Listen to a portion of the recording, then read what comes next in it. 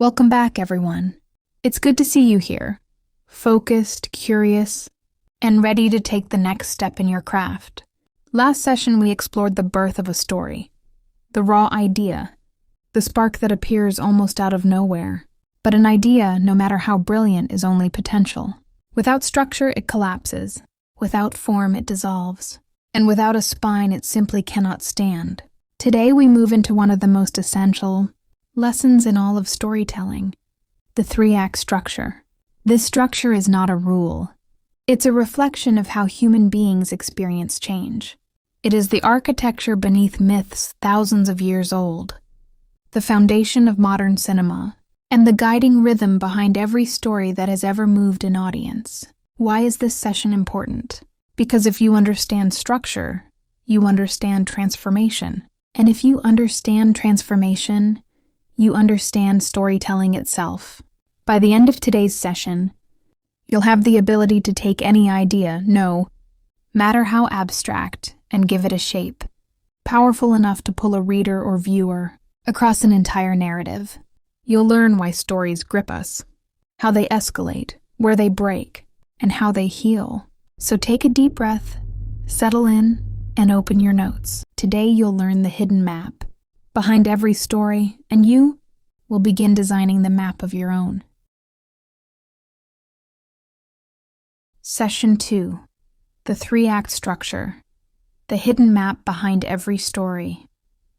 Settle in, everyone.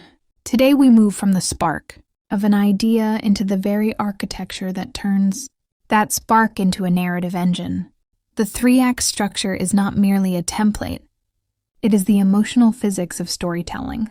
It is the rhythm beneath cinema, the skeleton inside every novel, and the invisible pattern that allows an audience to follow not just events, but transformation. By the end of this session, you will not only understand the structure intellectually, you will design the three-act spine of your own story. Let's begin. Why the three-act structure exists. Humans don't think in chaos. We think in arcs. We look for beginnings, middles, and endings because this is how we process change. Forget what you think you know about plot. The three-act structure is not a rigid formula. It is a profound observation of how human beings process change and conflict. It's an intuitive understanding that a story needs a beginning, a middle, and an end. Simple, yes, but its execution is everything. Imagine it not as three separate rooms, but as a single, accelerating journey broken into three distinct phases of escalating tension. The three-act structure mirrors the psychological journey of a character who starts in one state, fractures under pressure, and emerges, renewed, broken, or transformed on the other side. Think of the structure as a single accelerating curve. Act 1, stability disrupted. Act 2, struggle and transformation. Act 3, confrontation and synthesis. Every story that resonates, whether a myth, a blockbuster, or a quiet character drama, follows this logic. The Act 1, the setup, order, flaw, and the first shatter, the thesis. The first act is about establishing the normal and then shattering it. Act I is where you establish the world and the wound. Before the plot can challenge your character, the audience must understand who this person is before the storm begins. 1. The ordinary world. This is not just the character's daily routine. It's their emotional rhythm. What do they believe? What lie do they live with? What is lacking that they cannot name? Goal. Introduce the audience to your world, your protagonist, and the stakes. We need to know what normal looks like for your character so we can appreciate the magnitude of what they are about to face. A strong act I shows us. This is the version of the protagonist that cannot possibly survive the trials ahead. Key elements. The world. Establish the setting, tone, and rules of the universe. The protagonist and supporting cast. Show us who they are, what they want, their conscious desire, and what they need, their unconscious flaw, need. Tui, the inner wound, the hidden need. Every compelling protagonist carries a psychological bruise, a fear, a misconception, a defensive habit that once protected them but now limits them. This wound forms the axis of their eventual transformation. The outer plot may be about a treasure hunt or a murder investigation, but the inner story is about healing or failing to heal this wound. To the inciting incident, the disruption, the call. Then comes the moment that breaks the shell of normality. This is the singular event that destroys the established normal. It's the unexpected telegram, the mysterious package, the sudden threat. It must be significant enough to yank your protagonist out of their ordinary life. The inciting incident must arrive unexpectedly, create irreversible tension, and force the protagonist to think differently. It is the first crack in the world, but thinking is not enough to begin the story. A story truly starts when the protagonist chooses. Found the first plot point, crossing the threshold, the catalyst. This is the climax of Act 1 and one of the most important beats in any narrative. The Act Y climax. This is the moment your protagonist makes a decision to pursue the goal, presented by the inciting incident, committing fully to the main conflict. They cross the threshold. The story can now only move forward. They move from their familiar world into the world of the adventure. This typically happens around the 20-25% mark of your story. The protagonist commits. They step into the arena of conflict. They leave the old world behind, either physically or emotionally. After this moment, the story can only move forward. The curtain closes on Act 1 and the real storm begins. 3 to Act 2, the confrontation, pressure, failure, and redefinition, the antithesis. Act 2 is the meat of your story. It's where the protagonist struggles, fails, and adapts. It is generally the longest act, spanning roughly 50% of the total narrative. If Act Y asks, what's the problem? Act 2 answers, how hard is it to solve? Act 2 is the largest and most psychologically demanding portion of the story. Here the protagonist is forced to confront the gap between who they are and who they must become. Goal escalation. The protagonist attempts to solve the problem established in Act 1, but their initial comfortable methods fail. The stakes must continually rise. The pressure must never let up. 1. Rising action, the external battle. The protagonist attempts to solve the problem using the tools and habits of their old life. Naturally, these fail. Every obstacle must do one of two things: increase the difficulty, or increase the personal cost. If the conflict does not escalate, Act 2 collapses into repetition. Each failure is a hinge that forces the protagonist toward change. Key elements: rising action, a series of obstacles, complications, and mini-crises. These should force your character to change tactics, reveal their flaws, and test their resolve. Each failure brings them closer to the truth and closer to their eventual transformation. 2. Character choices, the internal battle. Act 2 is where the character's agency becomes visible. Their choices, wise or foolish, shape the story. A great writer does not merely throw obstacles.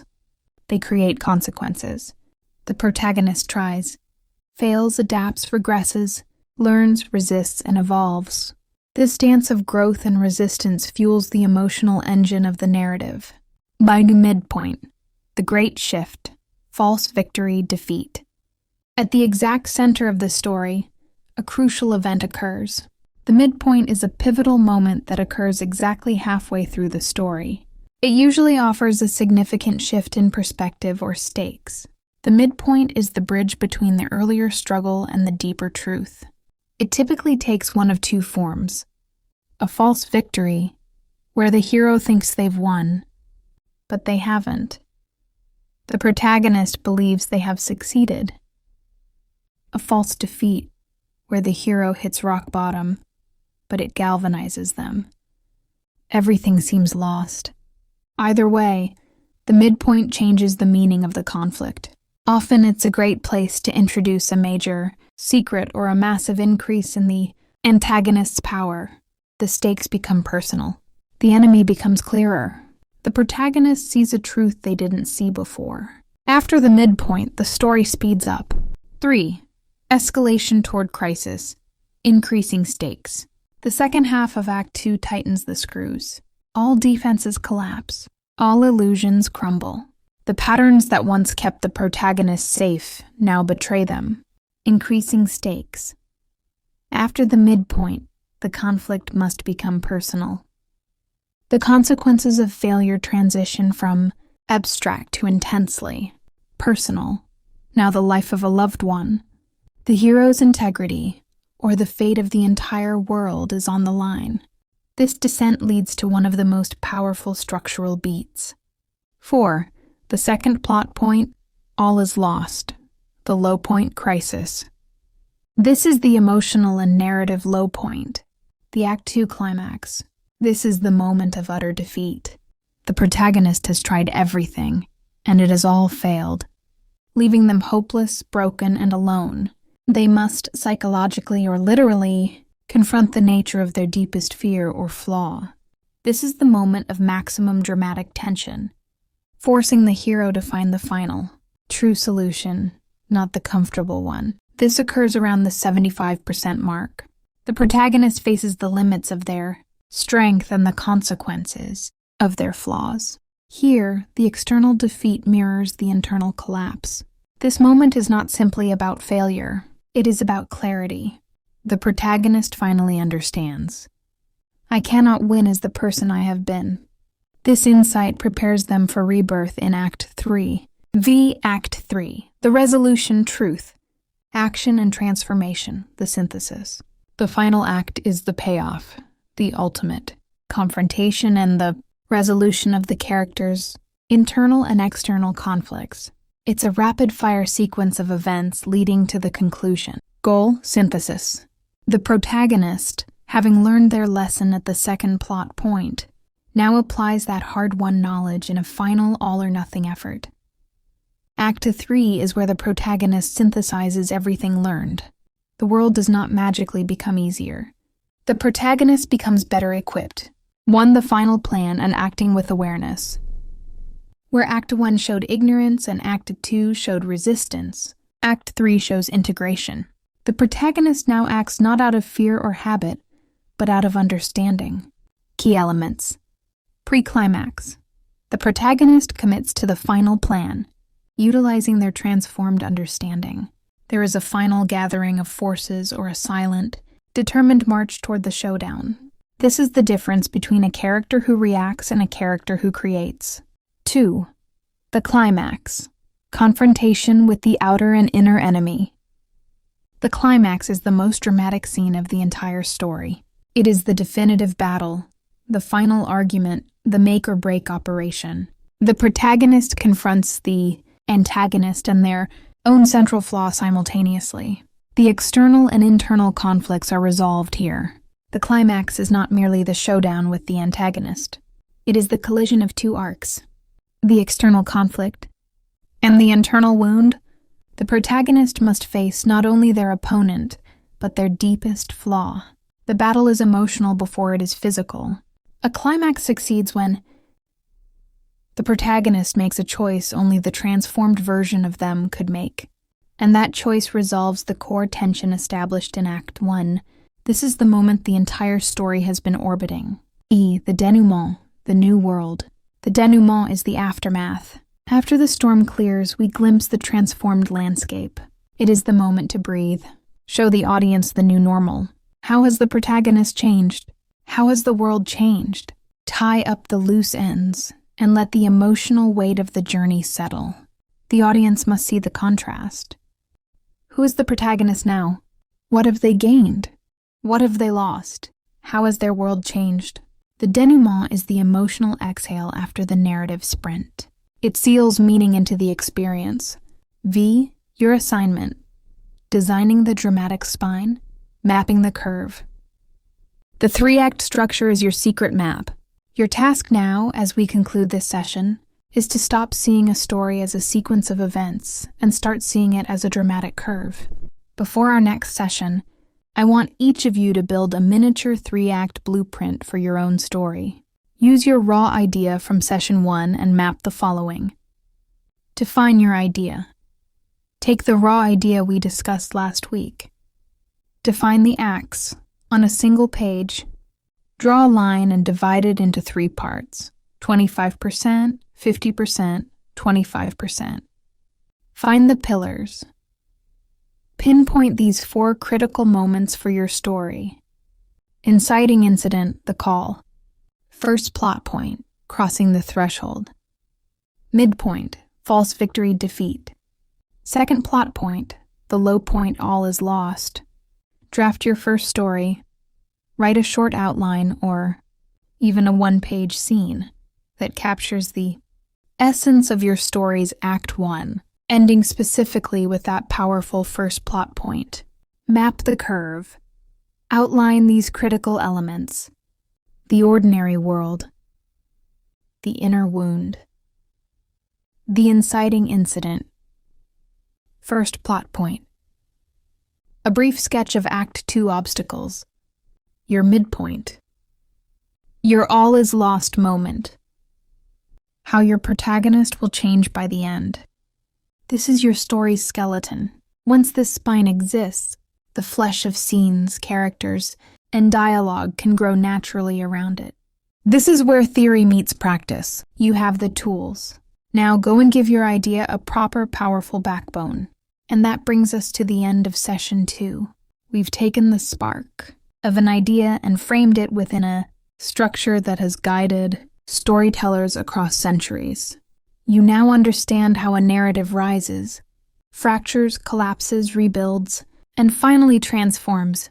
You've seen how Act 1 grounds the story, how Act 2 forges the character through pressure and chaos, and how Act 3 resolves both the external journey and the internal wound. But knowledge alone isn't enough. Storytelling is a craft built through practice, discovery, and mistake. Your assignment is not simply an exercise, it is the foundation of your first complete story. By mapping your ordinary world, your inciting incident, your midpoint, and your all is lost moment, you are not just analyzing theory. You are constructing the skeleton of a living narrative. Remember, structure doesn't limit creativity. Structure supports it. It turns chaos into intention. It transforms imagination into art. I encourage you to revisit these notes, refine your map, and approach your story with curiosity rather than pressure. Let the structure guide you, not restrain you. Thank you for joining me today. In our next session, we'll take your newly built 3-act blueprint and begin transforming it into scenes, beats, and emotional turns, bringing your story to life one decision at a time. Until then, stay inspired and keep writing.